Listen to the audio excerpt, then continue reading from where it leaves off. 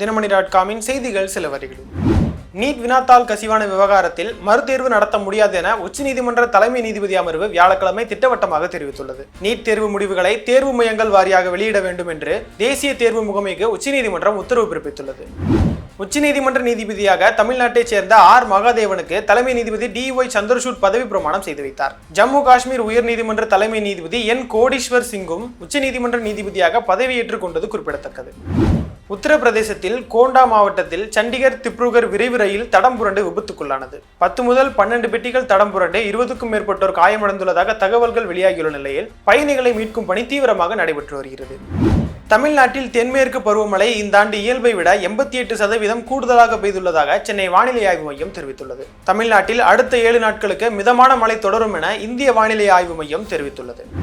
புதுப்பிக்கப்பட்ட ICC T20 தரவரிசை batters பிரிவில் இந்தியாவின் சூரியகுமார் யாதவ் 2வது இடத்தை தக்க வைத்துள்ளார். ஆல்ரவுண்டர்கள் பிரிவில் ஹர்திக் பாண்டியா 4 இடங்கள் சறுக்கி 6வது இடத்தையும், அக்சர் பட்டேல் 1 இடம் இழந்து 13வது இடத்தையும் பிடித்துள்ளனர்.